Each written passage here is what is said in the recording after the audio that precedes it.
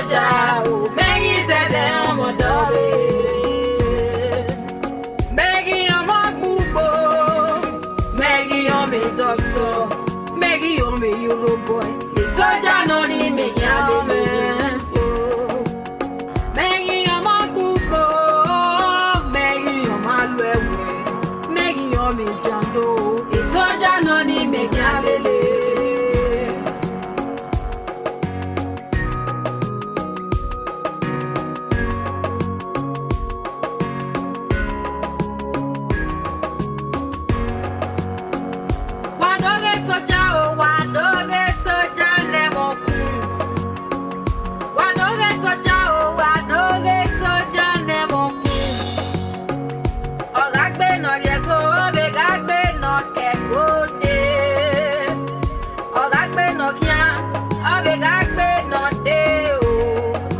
jump like a frog, attention, forward march, at least a soldier.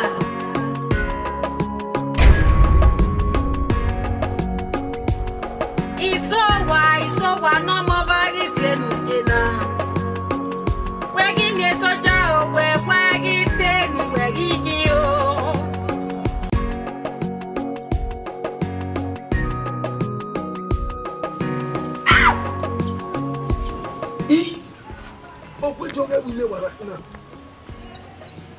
Nigeria Army of the Federal Republic of Nigeria. What you will move Germany and what Pole? You see? Look at. Okay. Then Oceania in Nicaunia. I'm a Polikinia. I can eat up they are here when you cow winner. No problem. Here I am not here environmental now. Men are not posting me idea with me. Look at everywhere. Oh God. No problem. I like way. Environmental about lay here for me. On your way, you'll hear from me. Hey!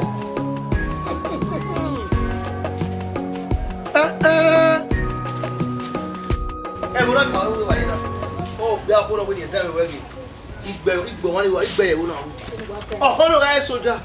Igbe ọ̀gá police igbe o akono we ane fi gbe abe mi ati ere vigilante bi e carry ki eni no mostly pin na ya say na like we rabi we mi me na me mu gbe ni he anu duwe ya de da soja oh why I go ya mi soja he like a soja gbe in fact urawa Air Force man police soldier mopo even boy scout itself he like anything force where gbogbo na yawo ni yanu e won pada dan we o kono ga jan we wo na igbe ko yan jan we mo re yo darling we say yes I say we if you come go there we love you me now o we full mad way I love you we full mad way we are different way e soldier be wa e jan we wo na agwa ni ase fi gbe we fe abi man ki lawe ma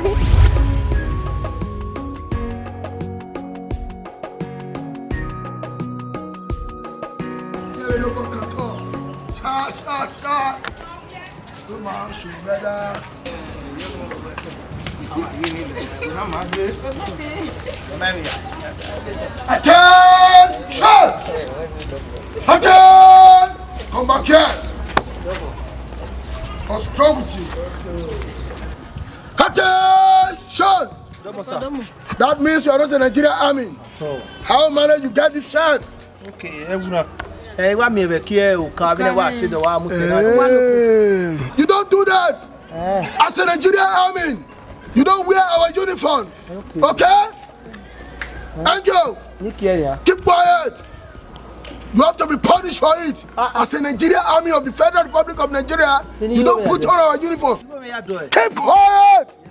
You know what it is? You have to be punished for it. Right? You don't have the right when you are not the Nigerian Army. You go down and squat. Squat! On front jump! Was I say one, you come front, two, you go back. One, front, two, back. One, front, two, back. That is what you do for me now. You have to be punished. Yes, sir. Right? Yes, sir. Okay. 1, 2, you go back. 1, 2, I said 2. You go back when I say 2. Yes, sir. Then listen to me carefully now. Yes, sir. When I say 1, you conference. 2, you go back. 1. Okay. Okay. Don't worry. Hey, Nigeria Army doesn't deal with ladies. My feel with me. What up? The matter of my tower. Why are you correct? Okay. Say attention.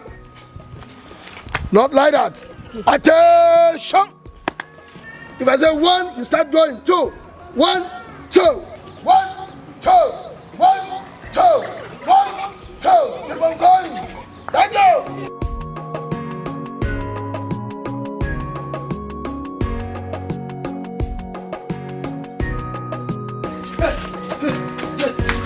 Yes, soldier.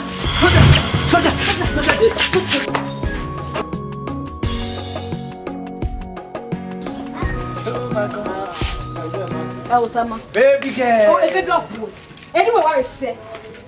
Any theater of what he. What's wrong? Men are going to go him. In our walking. In my walk walking.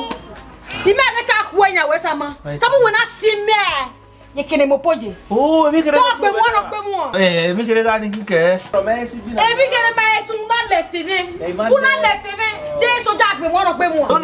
No. Where get me a movie in with Tally where not less away. He may tell me I got book worry, but I can remember what I can say. Boy, can't up. Why won't you? My way. And your bag that one and you.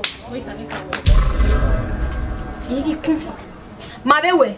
Maggie, a boyfriend and girlfriend. Oh, my Savile now, Gaku said to it. Osama, imagine only me over one, and then I'm your one. I made a laying with them. Mommy, but I wear you fat around away, we surely come back and fat another day. In my way, money, and you were okay, no. I will ask her the young business. Where are fat? My wife, you've been on your house. So, where you get one of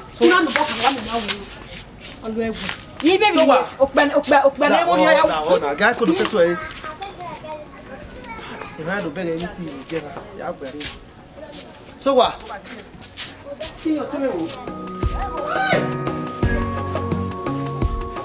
Bastard! My father's compound? Oh, wait a minute, No. This can't happen. A Nigerian Army officer of the Federal Republic of Nigeria. Ọtí way, mami ti gìmọ̀ ní yàdùá gbólógbé káfọ́nà ní ẹ̀nà wò wọ́n náà bẹ̀rẹ̀. Ní yàdùá wọ́n náà tẹ fatigue. Bíbá iná every morning fatigue.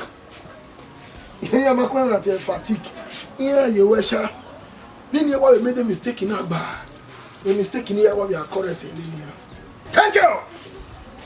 As a Nigerian Army officer. You'll hear from me. No problem.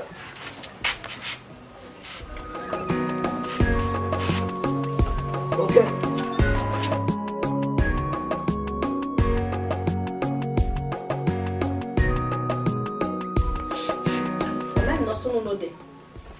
Mabo sama wahiamude. Nahana nye yobo budu newe.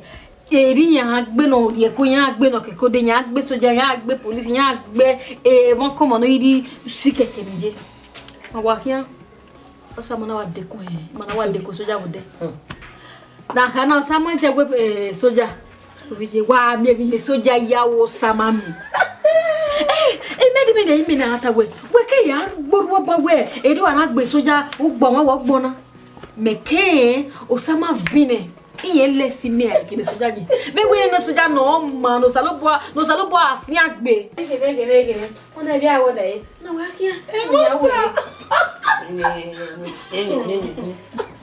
mani bia kipo ni revo na ti kowe na tele na gbon ya mema e wa be boyfriend wo e wa hin egui wa ifo wo ha agbe na te ma gbon va na do atene yin o yere gi mi e soja gile egile no mu da eru do mi okwo no fofo awon uwe no le pickles nyo patu e no po mo yo fe ko mo yere hin ave ba ni ele uwe ne pickles ayi mo bi o egile go mi e soja ni awe ya no wi ya mukira roko pa mama boy o te we no mudia ne soja gwogo buno babu no we get ureni. Na sana ide. Oh. Ani na wetu we bleach. Ah? Bleach of boy. Soja pa ipibe wo. Let you ibu ye babo. Oh, wait a when the soldier man ni no gbebo ani no gbewa. No gbigba yan we wa yo to. Megele mu wo dan ima won tun Imi oni kama wo iwe. No ga de gbege samala wana. Ima oni gi mi egbo ne. Dogo samani wa wa kudure ruda mawo egiro me bomi efuane. O sama protection ke kasama mighty protecting. So be you me ya we school pastors yin he we life me. E matter. There you know wa be je me very oni runda. Ima oni gi mi o mi ma mo no wo no wa joko wani. E ka degi ye keni ma onu go ma ro pado e runda we a dey package you for akate. Ima onu ma ro pado feel about the con you egbe. Iwa package we kakate. Ima onu do mi egbe dogban o si e nu ma na yiyan makate. Ndai kina bona ma we mame e me be gwa lo. Ke doga kate no ron o we wa gwa to no. Even me yawo fine ma bo samagiro but akate yiyan me. Je we stop na mia. O leki gugu we de ya o pege. Yo eme wa enu tayu yo dagbo ma we wa to pakara. Eru du na me with 15 years je wo bia me. O seje. Ave gwa bu ave bie. Bie no magbon. We make a mistake ni me make. Then we don we bia. Bie no magbon. Ima onu make a mistake ni me make. E gwa bu ave bie. Mo koso bu we gbo. Mo no magbon. Owo to agbeje. E jado ni go itama we ni. E ja ego. La game no do game. E ja akomi jado ade bie ne. Boy ka jado ka bie. Yo ni. E mai be je bi ko polu e kian. Wo eme.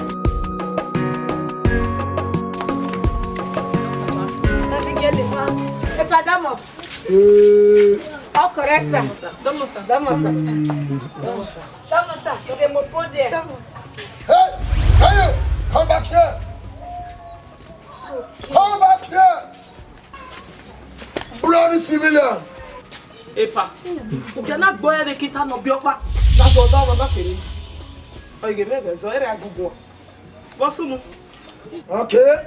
Mama plaster. Okay. Don't worry. Wow. What are you?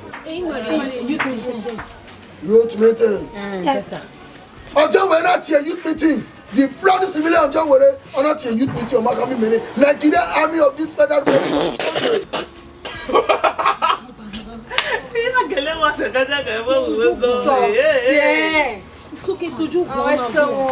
Okay. Only a problem with what? You guys can go. Where? Yes, sir. Are you done? What here?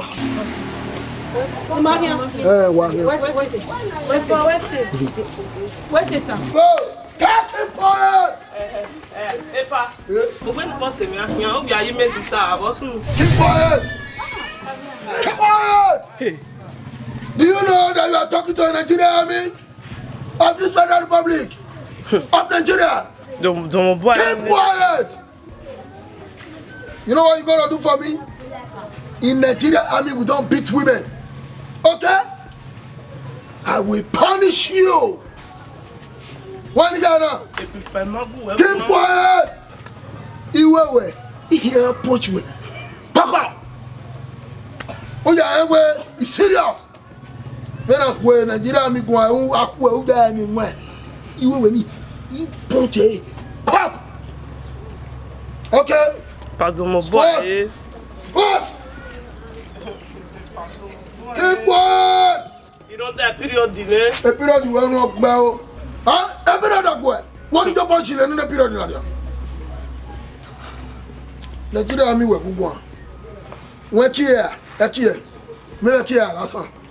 Huh? Me maka leki here That's all. Yati. Ale Fedeko. 1, 2, 1. Roya Sami na here. Wa Sami na here. Ale Fedeko. Ale Fedeko. Bloody civilian. Bloody civilian. Bloody civilian. I will punish you.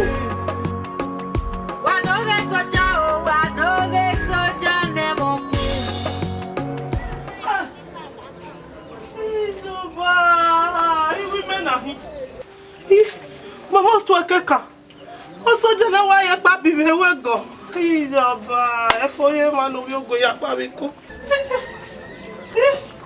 Oso ta wa ti e pa ku me we go. So ke ko. Me na te you go na ye me tie ma na do ve mo go ya ma me no show up. Iwi me na. Ata ko me lele na. O lele, o se no ya lele. O ke na go go. O he ni bi ka gi go go. Iwa meje. Iwa o e meje. E o wo gi ru wa tu e le do wo gi ro tu e. E ki unyi me ro e na ya hina. E na ya hin. No ma na gu egun o aga egwe o gewe. Iwa ya we iwa onyo hin agbo. Ebe de na ri o megbebe na ati ewe a. Ebe di we yan agba meyo. No ma ye wa orodo ga de ti bu ne ma hu. Igwa ye ro gallant. O ke ka de. Say igwa. O se we igwa ni yo. Se ko. Esu bi awa to be der yo. Bo gi ro tu e na. Ge we ni a. E no ro to e. E mi ro to e. Ruda agwe mi ro to e ma mi no hin aye. E o soja ya gbe pa yo mewe. E mi ro to e ni na to e o de boyan. O loke. Igi ohun. Oni mama. Uri kune. Did you hune? And then nuwa ya very agwa ya gwa. O gwe dere. Gwe do hure. Adoma bogele he wa no khori e be ko e. U bege ni ya mashi me be na ba no hia blend. Abi bi ano mu we bobo bi yoko wa no be gwa o se menya boy yiwe ne o rigo me ya do hu bie. Ami boys na mu me bebe. Ile tami yan pa ya bi o se me we go. Na me ke na ri ku me ni de. Wa mu nyimi yan pa ya bi we. Wa gi apa re mo nyime. Oni se. So to lu we ma. Wa gi apa? Oni se. Gi apa? Et wa do to. Gi apa? Wa we se. Ulu we ma. Wa we se. So ube. Wa se me le linya la wo go. Wa we se ke no fi yo ke no ma fi yo. Iyan se nene. E pa keke yan ya bi me we go na ne fo nu wa gwati gwa gu. Agwati gi hu o. E te gbe a o ke ne no soja. O ke ke ave do ba wa. Hey, gi finish e. Ki women na his alo bo ha. I ka me we no. Era irugo. Sikero ngana na we mo sumara yo. Pada mo go. Pada mo go. Where you? Come back here. Stand here. Amudiaiva. Bloody civilian. Ipadamo Bowa. I want that. Yeah. Iki hoyo to ile leluwa. Wana mirana. Apa era na hena? Iran. Wonya. Yamo kamenyera na fiamwa. Waku wa boni. Inya no pa. Inya. Do you know where a constitution level now? In Nigeria Army of this Federal Republic of Nigeria, the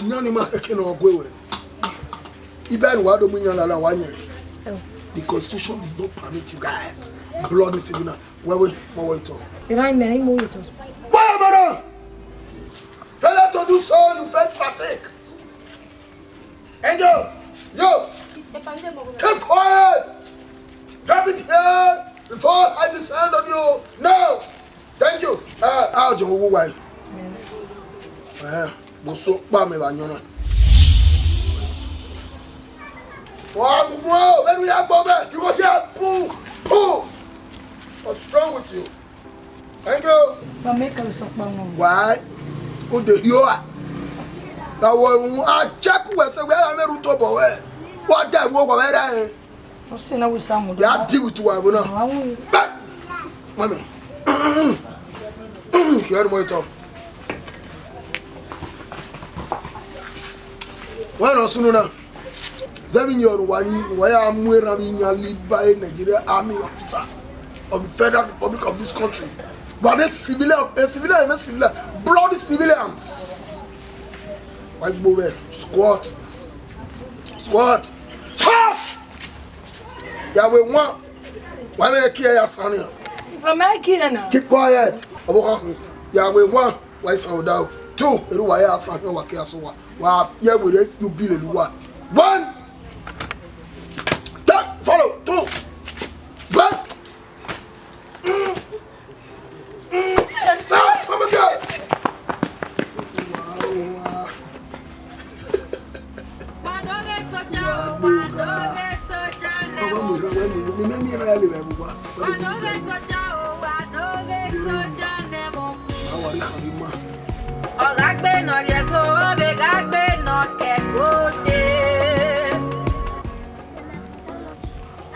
Hello? Hello? Hello? Hello?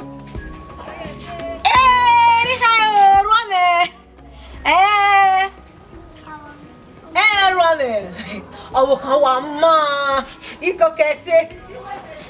Iko kese hewe. Emata no rame we kodure ge dobore de. Okay.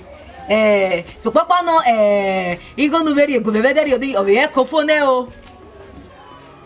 Okay. Idobore de rame. Oda na ge dia na mo bomo we. Okay. Oma orame no ojoruwa. Wa to mega. We so rame. Ko. Okay. Bume mu na boka. Oma. Where were you? La mia, what can go? Hello. Domu. Yoni. What's it? Domu.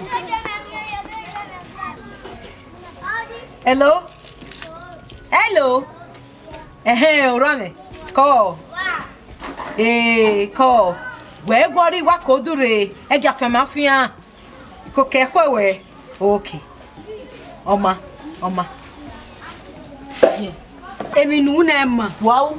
Emi nu okbe na emma. Eyi yo iwo je.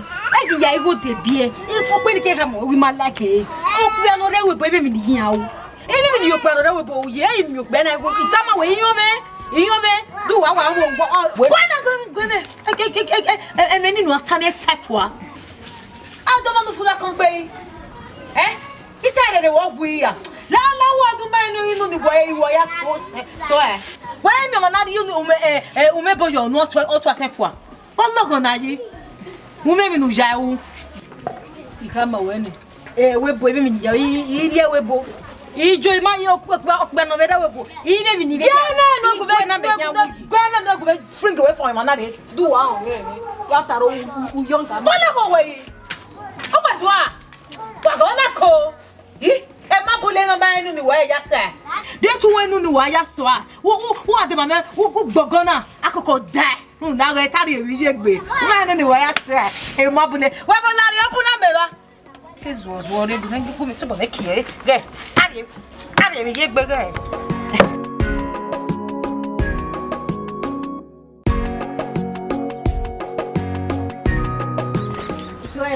Where's the kakabo? Yes. The bomb we yena bomb we yena no. You need protection. And I bow woman. Oh, you not go back, man. In Nigeria, I mean, we call it protection. I go back, man. You can't tell me well. The man where with your body, man, o mana go webo ebo ya ilo dawo wari yan la o ili eko wala dia they are bloody civilians na my in Nigeria we call them bloody civilians ke bakere bi ani debiti o iran o emi va e o pa bunya ya do supply yes free of charge why ya in your pan oliver babe no me on go there in Nigeria maybe to the training the meeting I will mean I say yes we lutena oni de ma we tu ki ari benze ba mi yes oi ni ke gwala mi man hian o mi eye bon ba gbo ya de we le ban who do one of the Nigerian armies oni de ma we Mary do guy Mrs. Army. Oh, when Mrs. Sogia, who was Sogia to boy, Army to boy. Hey, again, when we or me, or Gaga Lieutenant Colonel, or Lieutenant Colonel. Again, your mother go me Fence up. Oh, that's fatigue. Attention. Oh, when now? Oh, when up? I carry it. Why do you? How do you talk time? Attention. Attention. I'm on my go. 1, 2. Fatigue. Fatigue. Fatigue. You know what is fatigue? My saver. Mama, who am I? What here? Where? Oh, we have your worry any feed with fatigue. Fatigue. Oh, Lula. Fatigue. Fatigue. Lula. They are bloody civilians. Angel. Where are you doing? Angel. You're a Nigerian. Yes, oh, we're not back. I carry you. Ako.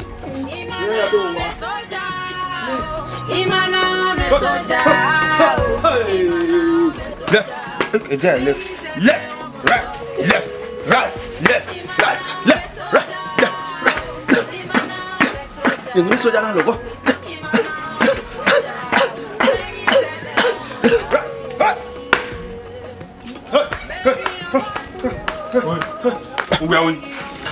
Imagine I did a soldier. You may train ahead. I saw a soldier in a yellow man. You work worry. Okay, what you already know. anyway, yeah. Maybe I'm going to much soldier no adeba. Women met na la soldier. We may have no way we are so. But the soldier go, they don't like the get anywhere. Okay, why are you giving it? We're giving me a trade. If I'm going to get a castle, I'm much why we're cooking up a letter.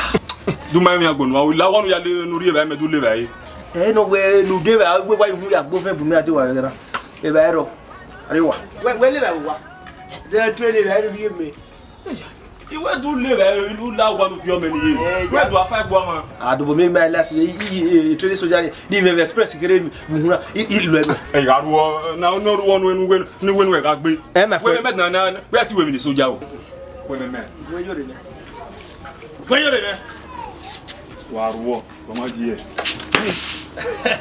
Mas lá o Lene. Olha, you are the best of the water in the village. I will remove Vanna.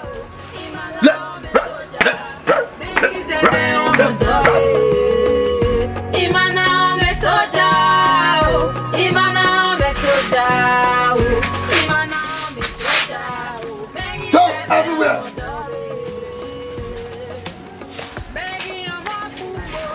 What's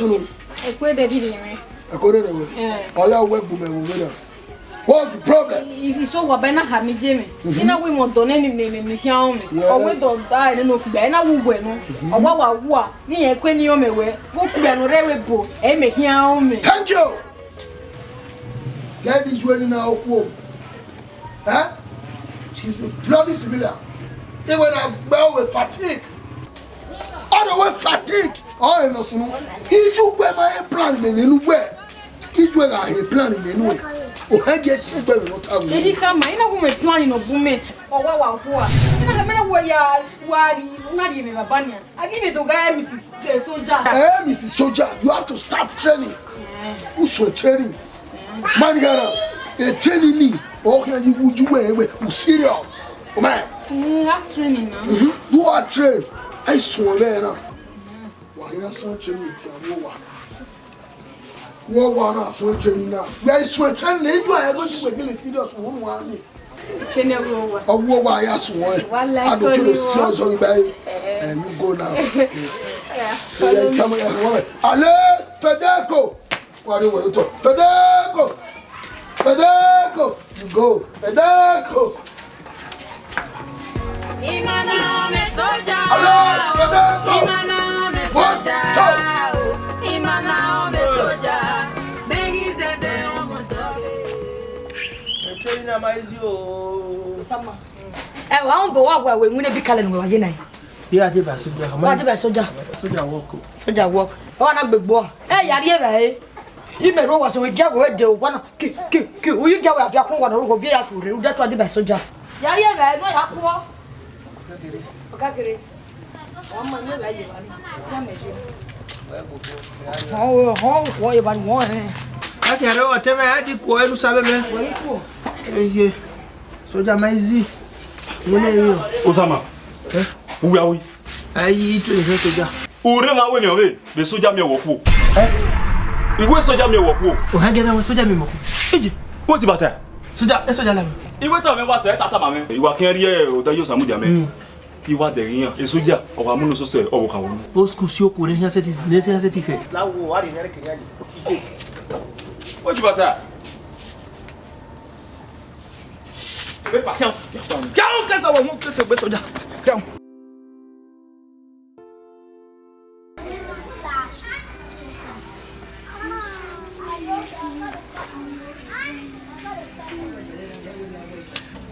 Isowa. Sowa. Uwe se o. Esi akpa mo we. Esi akpa mo we sowa. Sowa. We na ya ka me osokia. Mo na we me ni jwe. Mo ka mo we nu ga mo e osokia. Sowa. Osokia na mi melode. Ona we ne ga we fatiki. Sowa. To papa no. Ogwe se tanu e o.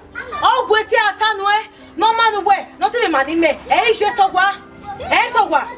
Ese kuma we so pa u de site bu we o no we ama no me ama se jenu o ese kuma we wa we li o da we tebe jadu bu e mami iwa ya tiere o do wonu we frog jump e gbona me so wa ya we frog jumping ya ko boy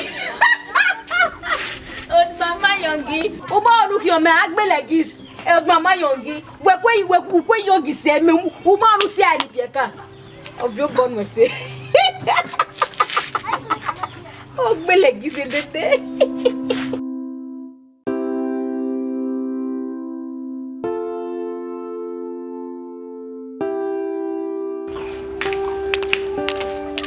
boy what's that for you it water okay o water we aja no doi ah da fon je awa me oyo soja o school beni gwa ku egwa na meje gbe meni ene awa me gi no o mani di no do mu goyo mo ije gbe meni o school esogia sowa yo sogia wi for protection. For the sake of protection, J. Omo no gbogba ka mi. Omo no protect me. Emi ro pa kin asunu da mi. O se agwela de.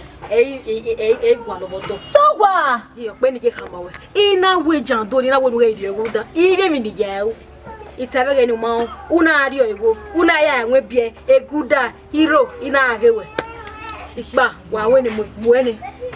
Ge wa di we se ma mi. After all, ye young ni. We can na segwe mato. O me jando ipa. Foku we can no egwe mato. Iri o wado je. Sawa ma oni kiri ejuro. Sawa na egwi o. Sawa. Sawa ma ma kate bi na me ejuro. Sawa wa na me ejuro. Mo ejuro pa. Isowa. Boy, agmona, osio matoma wage akoma huya. Imi maseti gugu egwi maseti advice we unweri yo sagbon. Una wa say young boy.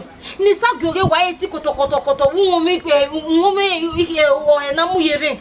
Una we di onwani na gbogbe na yimi kisi osa. Ne kun eri wi na se. Young boy ne spring oge wa kukukuku. We so wa we am mi gbe di onwani. What do we mean? Eti metebi agogogo oso samai ina wotemi awake we bori no na waze yo na ase di gogia ina wa wa do ri we yo waze ma me megwe di won no mamba e di onu meti e pa konfo ne gbe ma gba ne o le keken odo sike bowo Nde sagen di so wa digbe bi nu gba gba se na bi nu wa mo se se na so ga na baba odo re niki e kinu we do na enyo we Wa bume adie garage bo hime na bume adie territory me wa garage ganga wa bume adie baraki me do aropo do agume gwa me gwariri me in my own barrack in my own husband house do agume gwa me gwariri me Ipe wa gbo me. ami so dia wa fe ko ja no ba dey rock pe yan na o ma so wo kan bo we bi ate ya wo una yi bu bi ata nai Na soldier she marry, she no keep person. A condition is so why marry na. It's so why not ye puri. Skin so why not you get ya makeup. A condition is so why jena ma wa run wa re social media there 3 days o wa leru ni yaro. O ma be ni meje mi amegbe position na. Nene soldier wa toast me. Okay time for we no mere ni la wa ni. Where also that what he make or back where so you want to take my place? Tell the truth, man. It's okay.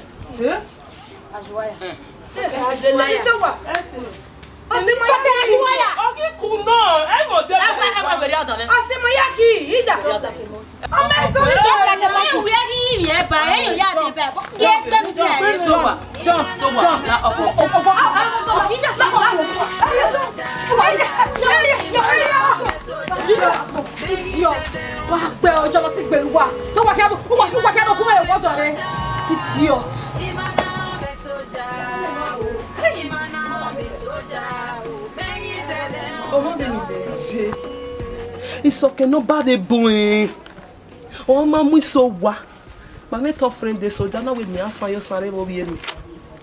Oh, salo boy. Ya wow, and then me on me big worry. He? But me soldier. Okay, me I saw your son over here. Me. A boss, you only me. Okay, for bio. Ario ya lovier.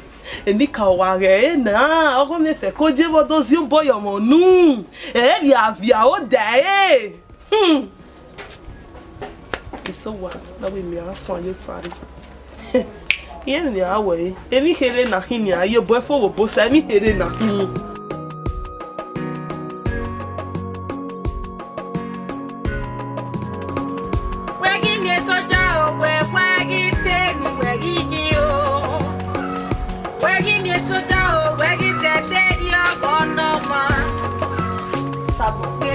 Sama we na hine. Uwe bo ke gbe yi na me gbe no suru na wa me boy de. Ni so hia na wa man na. Sama ile ba we no de. Na mu jowe bani. Ya check e wo bi na. Ona seke na muko. Ina we lowe na mu ye bani. Ibe ya check e ba sama mo ye be rie ba yi. Ru doku. Oteme la re gudi dia we ba wa gbe me.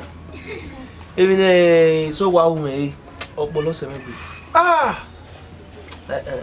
Ma ke na wo mana gbo e no mu ne ba ye na de la no se me ba ge de ri ono ge ile ba fi me la ho do ri ayo adi ko me ro no gbo ke ro ko me no gbo ba be ge no Sama o kan yo so wo kana o ri e ba igba ha ne be de na o won menya rudo ku owe yin gi lelewe onu wa wo rudo lu ri e ba ya temi aye ti me gbo ba ni ti me gbo la o ti gbo me eje no ga ni o kan ya o ri o ya ti mo ro to ba ma si awon gbe okonu o lo go we wo to ba ni mi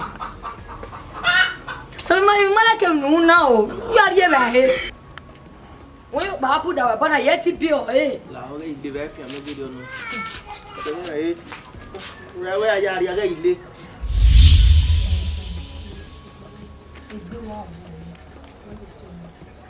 mo isokeno wa ba so teme o teme ki won na gbon o teme ri e ba bie o wa o tayo bo ba ge ba zo egbe wa gbon me mi ari u ya goswen otu egbon abo de nu bi ari e ba o so lo bo awe o be ri o pa gbon le oku no ma se isoke o ma izi weri e be nu weta na ma izi ge iyo ni wa ze na wo ngbe ya bu so kan lo dawe o soja ni yan mi won bo temi ade so that o temi mi na igbe me do agogo la wo bo se be yo sa lo pa ya yawe ejo wo soja nwe be no soja je be bu na uga bo soja ari wa eno ki aya wa o ya mi la ejo o tena tana because temi ni egi die wa mi o ko so temi die ri ma yo ni we ni ti no temi gbe ya agogo otun aga bo o ga de ba bi agu egbon nu amu ori osuto o so lo bo ari kwa gbonle bo soja wa go ebo no iwa lo ebo na ya fe o na igwi so ken e ge fe na temi hen iberi ya so ma o ya le lo soja be me no pa lo mo be soja.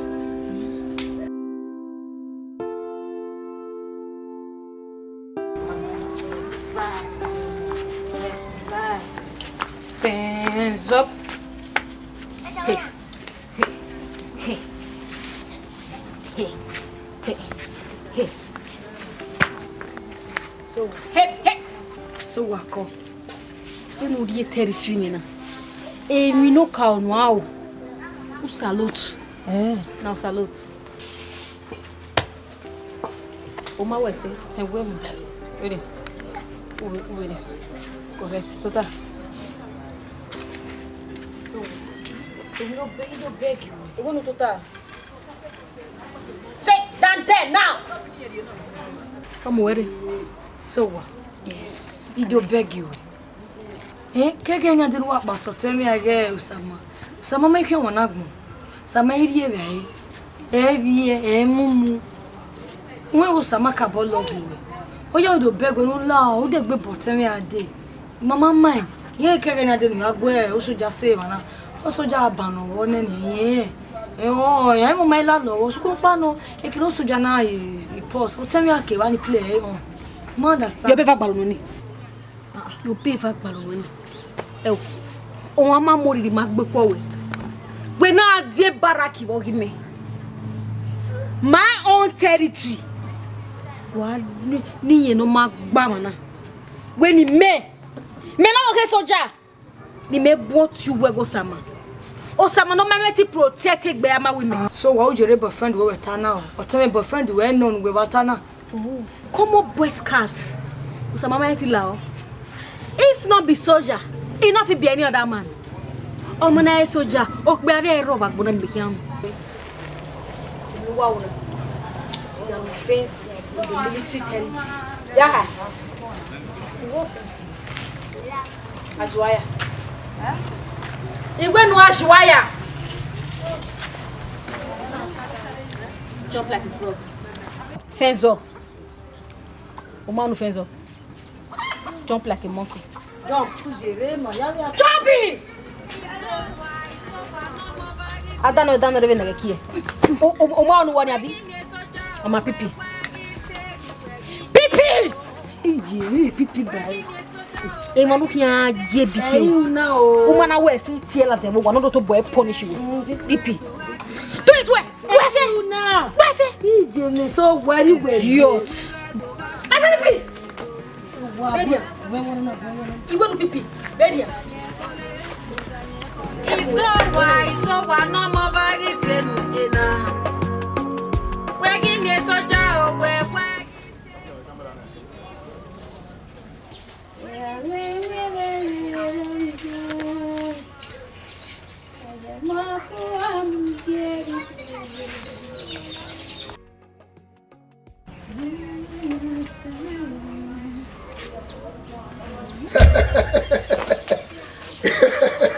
What's the name?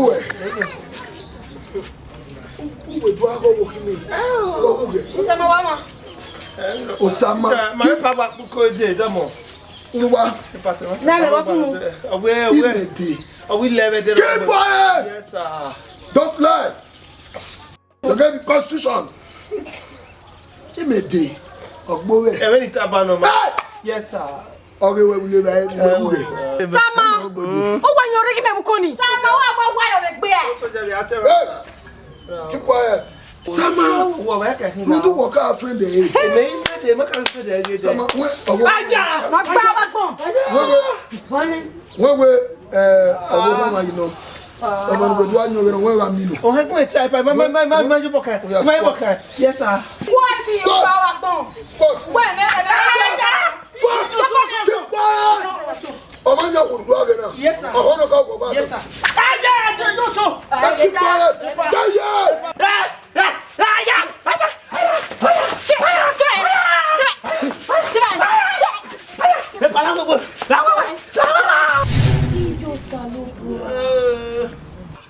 Eso je beto gbo bi na. Oni ra asawa tota yo yeke. What the You want me wicked here? I come come as a tiger. Aja. Oh, so boy. Yemi no sunu da we papa de me go bot da we. O tell me again. Go again soja go ogboto yo ma o. Ba mo ko wa again soja want to cut me. It is so what ti yo ba ze mo iwe na. O mo ko papa. O ko gi agbo ko gi yin ko ta gbon na ya. Iso wa. No go na gbe wa gbon me ka gbe mi ade. Hey, what about to we work? Ko admitan wewe. Ndo ko de ge eso jan we ona we ma bo na za ta jo e kebi ana na. O ko do mi e no go na gbe no ko ni yo ko na we no gbe. O wi en wa. Gbe. So de. O gbe we ma na gbe.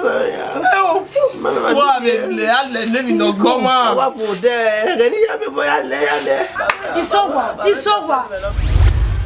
Rubbish. On a été bedroom ni ana ko. On a toilet ni abejo. Hey, Jesus. No give na. That is okay. Hey. Daddy. Pardon. Bonjour. Oh là. Going by the Nigeria Army of the Federal Republic of Nigeria. We Benjamin. Army of the Federal Republic of Nigeria. We gbere me. We matu me. We na gbera. Ba, e ma dey we ni ha. O ma dey me. Date dey we ya to we, ma dey we. Oni eturuwa o. Uruwa o. O ma begi. EU Army of the Federal Republic of Nigeria. You are very lucky. You are very lucky. If not, where Iana no nye toilet na yo mumeni. Where Ioni mo Diana. Ni meet na lo yansi. Ye vie family na na. Egbe esi we kwa. Where evildoers will not go unpunished.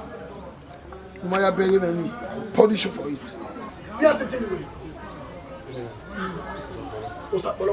Thank you.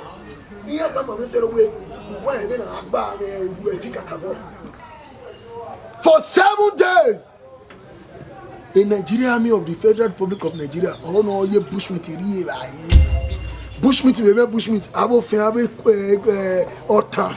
about time any year, I mean, not 20 euro. I will only manage right from Ofio to Ario when he had. For 7 days, up there. Also, Rueno, Oheno, the boy River. Then my me gbebo. I don't know me go try no gbe. Dey. Ibi egbe wale. Do mami gbe. Ogugwani, we go mo pero pero. Ofemi ba o eyi mi bole here wa. When you starting from tomorrow, so am mo pare. Failure to do so at your own risk. When you now, then you wanna move. Hello, what? What? Hey, Enoki. Ogagbe no yego, obegagbe no kekode. Ogagbe no kia, obegagbe no deo. Always jump like a frog. Attention, forward march at ease. Hello. Hello. Rome. When he? Call Rome. I'm okay. Go. Okay. You don't worry. The order I come. Oma, carry. Oh, okay. Okay, Azekbe. Magua. Oma Rame.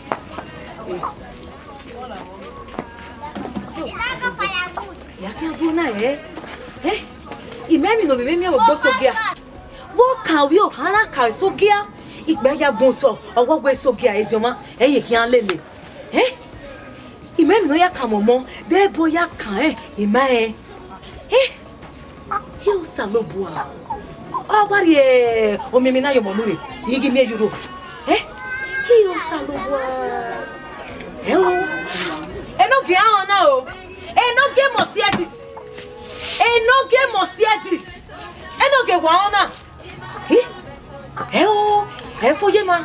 Enena foye ma. unda do ya bio do so ge ya bio bebe ya wa bono ge na ya ge ya wa bono ge aro wa na ya wa po ejo wa unda do ya bio Soja no ni me nyame Megi yo ma kuko Megi yo ma lwewe Megi yo me jando Soja no ni me nyame Now we do Angaran. But he's why a miss in matter big boy. Now we will not walk. No, what me over? We no fatigue. Why me a fatigue? I'm a fatigue. We are sick about your way. Make where some error. If you don't, Magbania. I want to bueno. Get up with time, gay, maybe in this soldier. Oh, you know, he can only do I'm a training. But I want to go. Keep quiet. I'm not talking. I know you. I know you. You be soldier. Okay, you not going to come on the job. If I deal with soldier, that is village. If they mash you, what about him? Yes, me. Not what we know. Don't beat you. Not beat you. Not what we know. You love you. I mean, you soldier. Keep quiet. Keep quiet. When you walk, Mama, Euna, you do me, Euna, you run the when you wear what by the do. Man, a dead boy, if I said, and up, what was it? But you try, if you try, you collect, I swear. But you collect, you try, you collect, you collect. Okay. What was it? Boy. If you're going to have it, I'm me. But, go on up. All that way, not now. All the that way, not there. Oh, we jump like a frog. Attention, forward march. At least, it's soja. Yeah, how will you so madam? Where a hole, you don't say. If you know me, oh damn it, but I'm bullock, no, Someone with an back boy. No man, you never know who gets so worried. But men know women. Hey, I don't make him like my man. I mean, that's in your gear again. I won't go back so well. Then I may wear a question, Jarina. Or Tiwani, no way. There is so that me are divine. So, compano. Go it away. Oh, yeah, ma. Hey, you go knock him down. You go knock him. I want to go and then you know what? Or you with the soldier. Oh, what's your money? Come on, make again. Eh, away, can I hear? Train a little toss out. I will tell what I did for me. I'm a messamay. Allow. Baby, go there. Of your go with Jamie soldier. Of your leg, no, the other for Quamaju. In you go, no, all the boom. There you go, what? I'm on the Aqua, you go to Kegania. If what you go, you on a yacht, we will see someone. Make your way where I will be a few of our whole Facebook.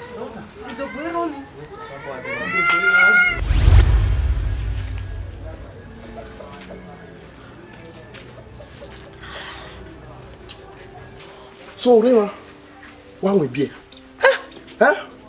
You're drinking beer. After so many years, I've stayed in Europe. You have spent sending go. So it's all about all saying that man again. Or can we go or way soldier? Why? Mr. My brother. Eh, what do you mean? Mr. My brother. He messaged me no you of the woman no he. One year. So when you get baby and ask you can you do makamari? Makamari get here your way. No make it out your boy you will not you. Today you will give me my money. Now he make an amigo way. Ah, he may me go to the like that. I want Vienna, you beg and measure your bed. No, boy. Oh, soldier. See? Right now, I am going there. You are going. You are gone. You are gone. Please, Mr. My brother. I'm telling you. Wait for me. I'm coming back. Let's go. Let's go. You got it. What year? Hey, risky.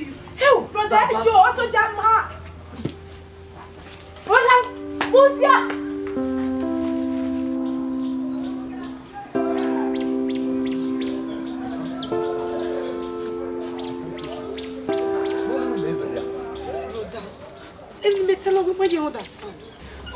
soldier ni.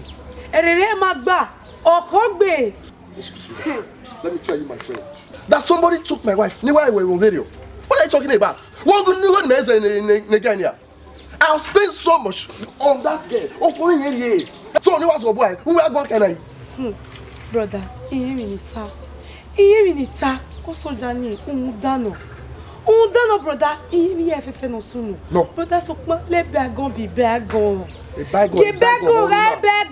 And Sonny, because I will not take it. I will not keep shots when my wife is being taken by another man. What kind of soldier he is? I'm going to do with him. My friend, I know how much I've spent so much on that girl. Then he was a boy, I don't know what. I know what I talk about. My friend, take me there. Who is the soldier man? I will deal with him when I get there. Take me there.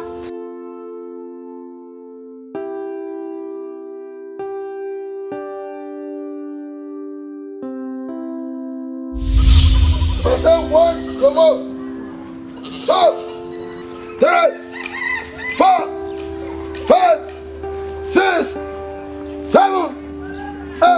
About time. Anyway, I'm aware. But we're turning okay. About time. Slowly, work away. Fast. Because give me a commander to board him about what we're be no one. Egbedi aya balisa gele yo egbedi o we there thank you oh yeah go 1 2 1 2 1 2 the change now igbegbe about turn the soldier man here. He's a soldier man. Oh, call you Mr. my brother. Keep quiet. Don't address me as a Mr. my brother. I am a Nigerian army of this Federal Republic of Nigeria. Keep quiet. What? Shh. Oh, baby? Hey, baby, wait. Baby, what? Go and get your teeth and let's get on. Keep quiet. No day, man. No day. We're here dressing the Dobby. When you come, my money, hey, your wife. Hey, baby. She's a Nigerian army officer. Army officer woman. Baby. Keep quiet. Hey, don't you know me? Yeah, the J, baby, you're my brother. Don't tell me that. We're doing truly now. Intruder. When we're not. And when I hear the law, we're doing truth. Intruder. Now, you're in Mohamotani. Honor Gumego, they deal with you. So, you bloody civil. Keep quiet. Somebody, keep quiet. Baby. I have been spending for you. You know she's my wife. No. Your wife? Yes. You only keep quiet. Keep me we're married. Wow, maybe me yell. Which even one Jim? Baby, keep quiet. Benny kiss you. I've been giving you money. Why not? But that time I was back. Get your things. Let's leave. Keep quiet, you bloody civilian. One way even can be ready, hello? You can be ready. Oh yeah, squat. Oh, baby, get inside of the I'm squat. If I said squat, do it to the squat. Sorry, if I said no, one left for no.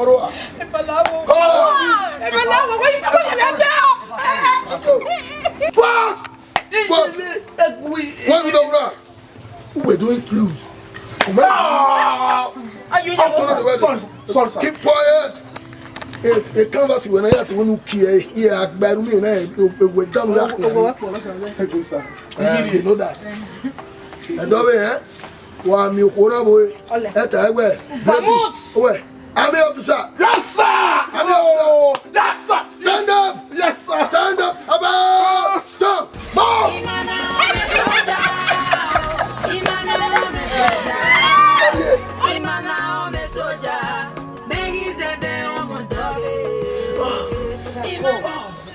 Move.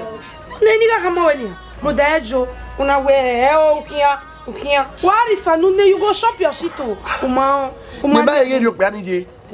Soldier man down. You know what? Baby, I'm making you ugly. Yeah, I'm a web here. A soldier man here, I'm a web. Huh? That's why I'm saying, that's why we fake back here. Mema ka hamu wagi me etiji ba. When you be after boy. Wait to Greg one. This way Greg one. Go marry it today. This way Greg one.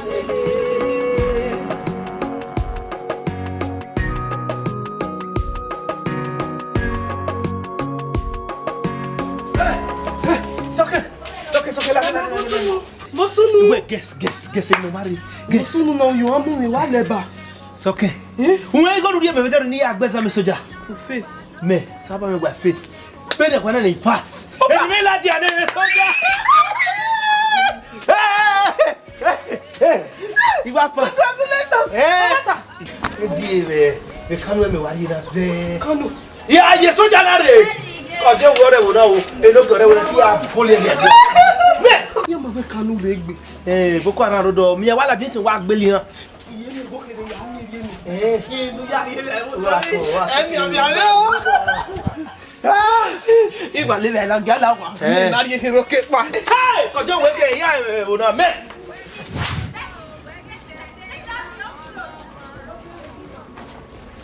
Ifa domo. Go. What are you? Okay, that's good. Yo.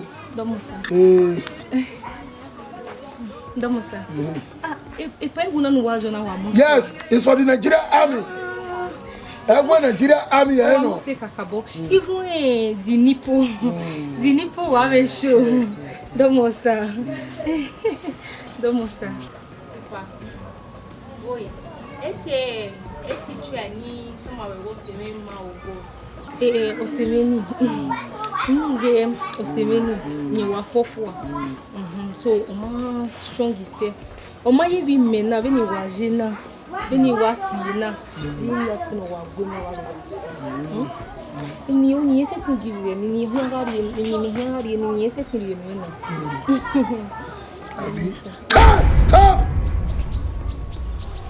Emnuna, what try no way? Huh? I'll make you to do fatigue. Hey, but along the line, you will be punished for trespass. Yeah, I'll punish you when you trespass. Keep quiet! Squat! Squat! 1 front jump!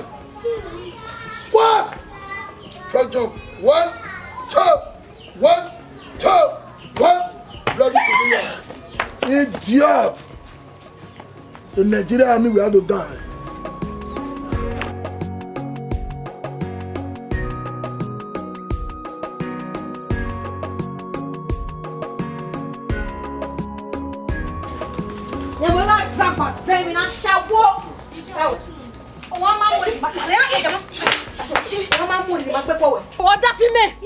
Una we soja go da filme. Soja me ya yo. O we ya ni me. Una ya say to say.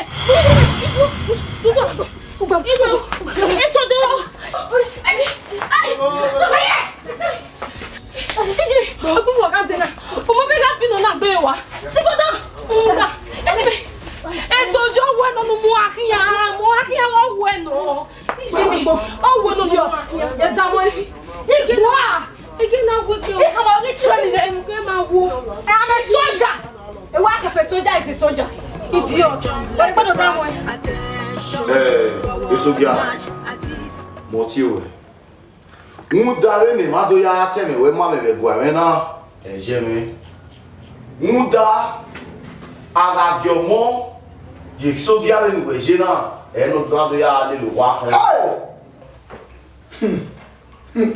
Awuwa mo kono ro godore ugbe. Thank you. Aga mo piare no mo wa me wa ugbe. E ma le go na ulele ya ihun. E na we ni ti ewe. Oku e na mu ye wo ma. E ti ewe ba. Inogi. I respect you. Na Inogi wo na. They plot civilian in our John way. Huh? Or tea one take by him. Yes, I mean, ya back at me. Ya. No, that way, Inogi na. I said, no, ba, who dare me? I kill you. Oh, yeah, man, you're home. Hey! Up with blood civilian in our John way. Oh, me no soon. But Papa no van. No give boy no man no be so. You go no no. Wora. That is civilian no. I will not take fatigue. What's your name? Fatigue. As a Nigeria Army of the Federal Republic of Nigeria, I know what to do. Thank you.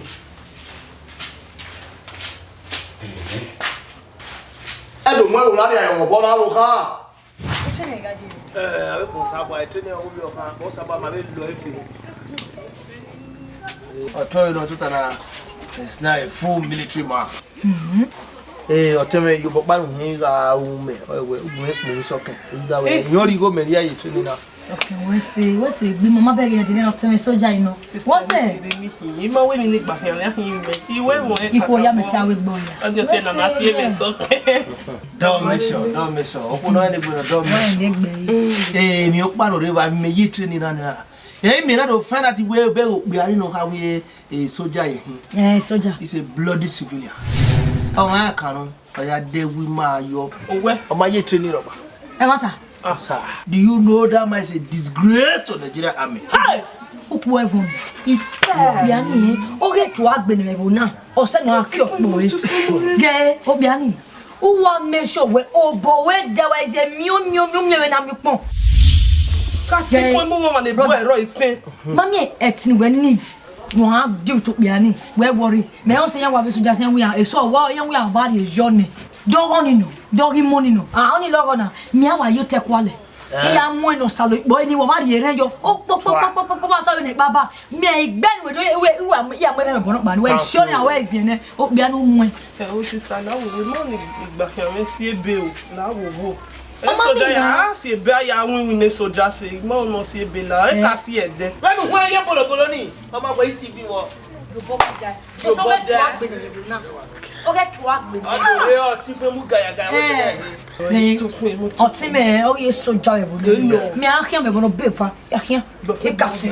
Ikati.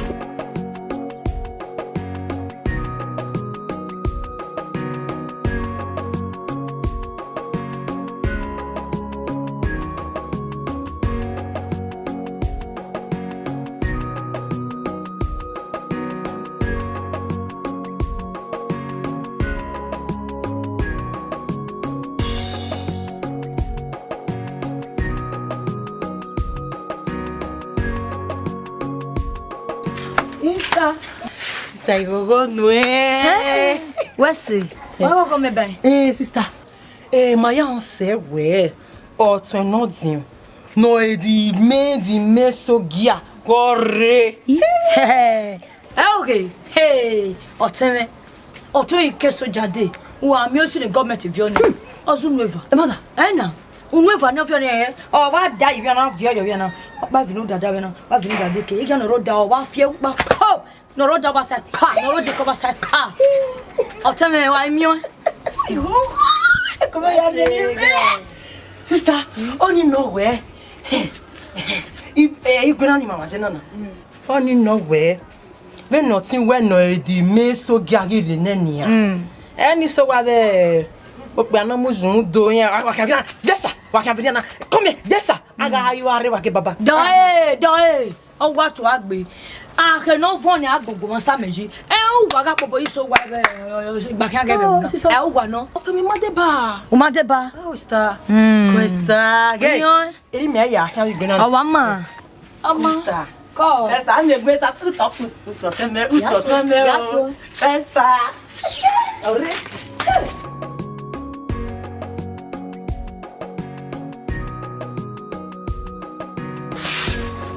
When I banana. Soji wa boni le school. Oba gware oba na do. Ogware oba. Yeah. Kwamu. Ya ba ye ba. Good news. Egbe ado oke wa ni le woman na. Ije, obo ba e. Veni wa yes station se wa ma mo se wa. Wa me no vie wo momo. O de ga ti le pa la ho. No bege. E fe ki e ta si je be ha ki e fi o ma we para. E so ja ma e ra fi. Taxi driver keke. Any we don't move your money again. What do you do? I'm not here for that. We are all let you.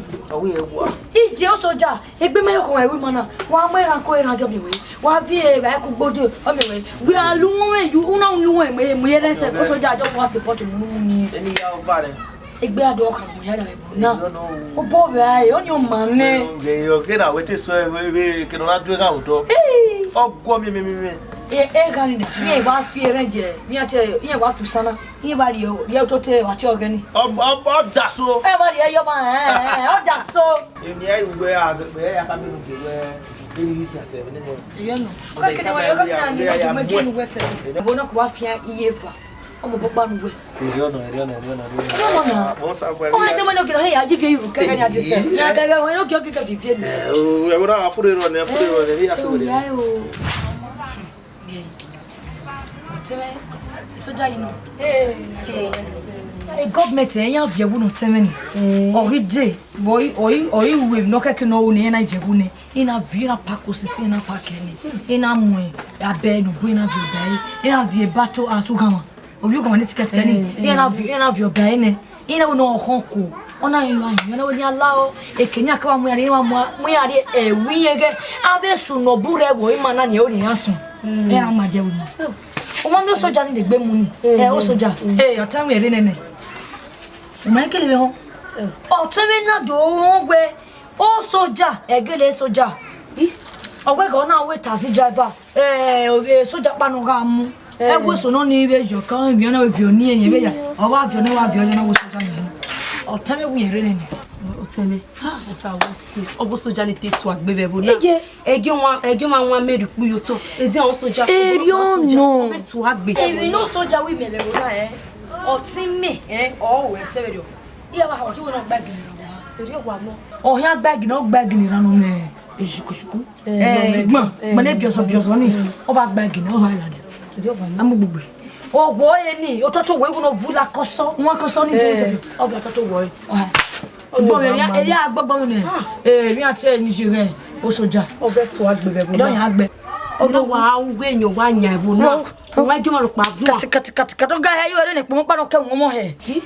o be re ro government wa vie wu no teme ina bo no pa bai ina mu we yan mu ari ratana kone ija o bi ratana kone tana kone gbe ratana kone oni no polo se bugbe obera o ya mo no ko obera ya viange ya be mo ne no ma kon ro ya bi oku no ba ri na ya ri obije obera ya wa mo no kuni oni ratana kone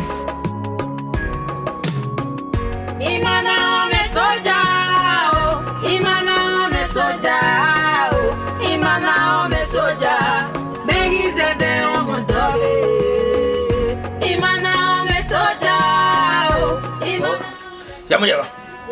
Study. Good. Sama. Èmi kí ni mi láwo wo jabo mi. Wọ́n mi soja fake soja no mamba ni go school. E bolo me. E bo wa ya me keke ade. A o se ya wi ya se we ayeye de a o se. Èmi o kan bu. E bo nínú wo lo nu eni ge mi o mi ati. E bo ni e gbe fún ma ro ko nu mi ya we wo fian. Wo ti we wo be. We ma yon ni we ma mati ari to ne go de ga na gbara odo. E una e nu ade vi wana. O expire dem ke yi wo ni. Na o ku no. Do bi aro sin. E discipline were. Se ko wa fi lo ni bi ya bi wo ko po ge bala wo. Ero kan mu we lucky ya. O se èmi ya fe ni me ki me dagbe me de na. Isoke no ma. O ya ni ya he. Nigeria military man de na. E wo nu do ya ke second wife no apopo were oni we gan we. E wo do ya so le. E we ka mo me na bi. Ihe mi ti mare soja. Over when wo iwa nye bi ye kere vitera wo e soja e ki amare la wo do ko nupo ge banu e position wo di image ikwejo la wo we are one e defend the ba tell me na do wa we bi wa e ni a we ni e be tutu ya so na the civilian tutu ya so yi abere he azo papa go a barrier. Boy, he has a discipline. Opa. Get up. Now, everywhere, I'm going to level, go to board to level. Where are you? You walk away. He awkward take away. He was so low. I'm most of the time with a power. Tanability. No, so it is soldier why about me. Where are you? Anybody know why you can do for? Well, we are a little bit more. Get up.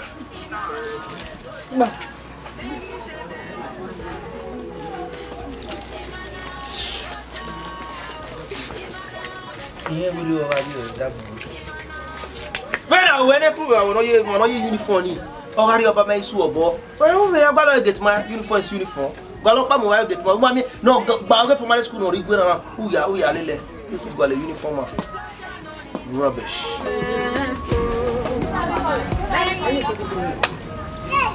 So, anyway, where did it come?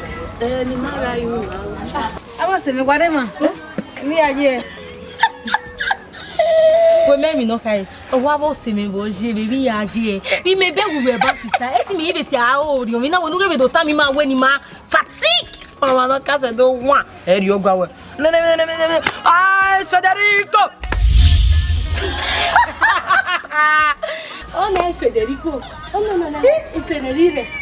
Coyo, ISOWA. Fedwa.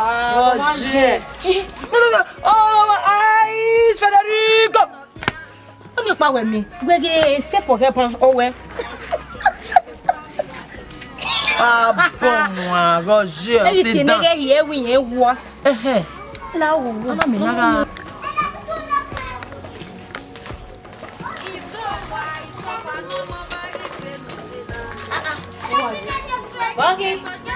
Wakade. Uri owa. O Marion modo. Eso giavo.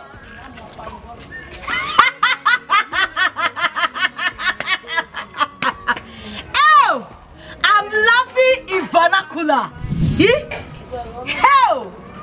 I'm a bear now day. I'm a bear. Oh, what to your mother? Oh, my also, Gamma Sogia. A catchopba. You marry me euro. So, pa? No, my yard euro go make a day. You won't be an eh? You won't be a. I'm not bag it on now. No, I only. Lawa do kakwa yo wawa. Wawa do te babe anwe bie ru da we. Ona the open no man. Imana me soja. Imana me soja. Imana me soja. Me is a dem odobe.